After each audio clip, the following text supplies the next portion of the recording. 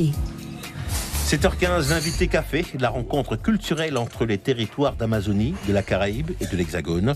Nous en parlons avec l'universitaire et conseiller culturel à l'ambassade de Saint-Dominique à Cuba. Pedro Urena est notre invité café ce matin. Il répond aux questions de l'équipe du Mayuri Info. Bonjour Pedro Urena Rib. Merci beaucoup. Mais je dois vous faire, en fonction de cette coopération intercaribéenne, justement ce pourquoi nous sommes là, c'est pas Saint-Dominique. Santo Domingo, République dominicaine, Saint-Domingue à Cuba. Et la Dominique, Rousseau, ce sont deux entités de la Caraïbe différentes. Merci pour la précision. Il ne faut pas confondre. Absolument. Alors, je rappelle que vous êtes ici dans le cadre de cette opération Parallèle 5 organisée par la CTG à partir d'aujourd'hui jusqu'à samedi. Alors, une rencontre pour se pencher notamment sur la question des droits culturels. Que faut-il entendre exactement? Est-ce qu'on pourrait nous définir cette notion de droit culturel? Et vous me posez presque une colle. Moi, je suis linguiste et analyste du discours. Je vais parler surtout à propos de qu'est-ce que c'est que la culture, comment on définit la culture, comment les gens sentent ce qu'est la culture. Mais les droits culturels sont compris dans les droits de l'homme et de la femme aujourd'hui, on dirait, et définis juste après la Deuxième Guerre mondiale, lorsque l'on a constitué l'ONU. Mais par la suite, de nombreuses réunions internationales, de nombreuses institutions internationales se sont penchées sur la problématique des langues de minorité, des langues des cultures de minorité, de l'enseignement, de l'inclusion des minorités dans les pays, dans la culture du pays.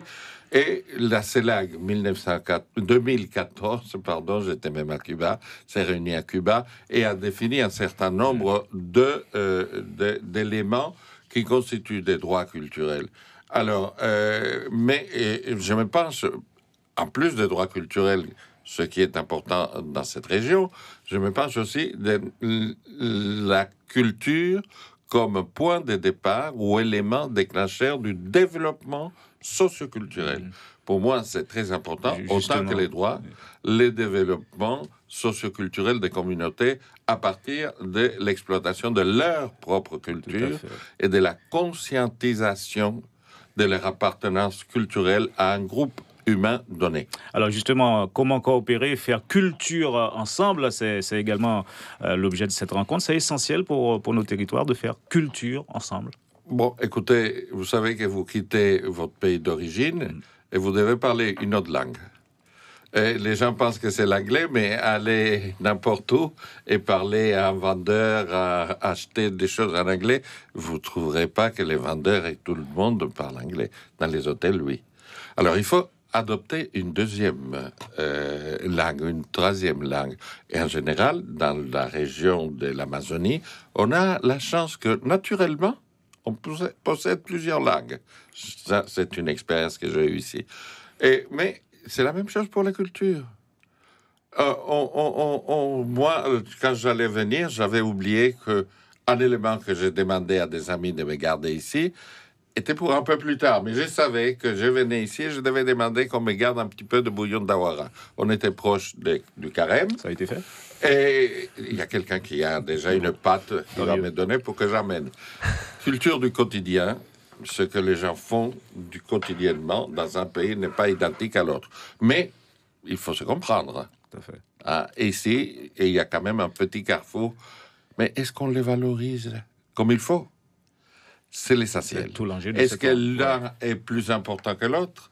Ou est-ce que tous les deux sont des éléments culturels qui doivent avoir exactement la même valorisation auprès de nous? Alors, vous disiez il y a quelques instants que la langue peut parfois être commune, et on voit qu'on a une histoire commune, que ce soit le plateau des Guyanes ou la Caraïbe, l'histoire de la colonisation, sauf que cette colonisation a laissé des héritages divers, des républiques, des anciennes colonies, des départements français, des départements francophones, anglophones, hispanophones. Le Brésil est le seul pays qui ne parle ni français, ni espagnol, ni anglais. Est-ce que ce qui nous rassemble est plus fort que ce qui nous sépare? Est-ce que je peux revertir cette question? L'esclavage. Quand on parle de l'esclavage, on parle d'Afrique. Est-ce qu'on parle du Dahomey? est-ce qu'on parle du Sénégal? Est-ce qu'on parle? Moi, lorsque je parle des Anglais, des Français, des Espagnols, des Portugais, je parle des Européens. C'est une culture chrétienne, occidentale, gréco-romaine, dont les dieux viennent tous de la Méditerranée, tandis que dans les autres, nous ne connaissons rien de ce qu'ont légué nos ancêtres Aymara, nos ancêtres Incas, nos ancêtres Mayas, qui ont construit des pyramides aussi importantes que celles de l'Égypte. Nous ne connaissons absolument rien de ce qui est dans notre continent. La philosophie de vie, l'interprétation du monde de ces communautés qui nous sont précédées ici, dans ce continent. Donc, il faut équilibrer les choses. Il faut décoloniser. Alors, quand je vois anglophone, francophone, hispanophone, je vois l'Europe. C'est une même culture avec les variantes linguistiques. Vous voyez, donc... Alors justement, sur ces variantes linguistiques, on sait qu'on est en pleine semaine de la francophonie. Quelle est la place du français sur le continent, hormis Haïti, bien évidemment, hein, sur aller jusque-là, qui est presque le seul pays qui parle français dans la région. Elle est très importante, très forte. Moi-même, j'ai abandonné une conférence que je devais faire à l'Alliance française de La Havane parce que on m'a invité à venir ici. Elle est importante. Elle est importante parce que pour beaucoup de gens, c'est une option non anglophone. Beaucoup de gens ont une idée d'un troisième monde. Mais est-ce que ça se fait naturellement ou bien c'est plus élitiste, voilà, pour les grandes études? C'était très élitiste. C'était, et je dis bien au passé, moi j'étais pendant de longues années président de l'association dominicaine des professeurs de français. Je me suis baladé de l'Argentine au Mexique avec les associations de professeurs de français. J'ai eu ces contacts et beaucoup de gens fréquentent et apprennent cette langue comme première langue étrangère ou deuxième langue étrangère. C'est très important dans la Caraïbe et c'est très important pour l'équilibre du monde. Nous aurions plusieurs autres questions à vous poser, Pedro Urena, mais malheureusement le temps passe très vite. En deux mots, qu'attendez-vous de cette rencontre Parallèle 5? Écoutez, j'attends de cette rencontre un renforcement de ce qui a été fait jusqu'à présent. Moi-même, j'ai organisé des rencontres comme celle-là à Martinique dans les années 90, d'opérateurs culturels et d'autres. Et à Cuba, un peu partout, j'ai travaillé là-dessus.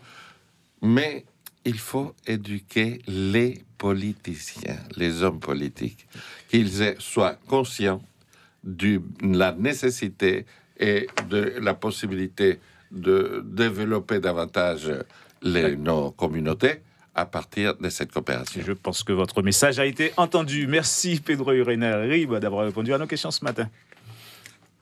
Merci. L'invité café.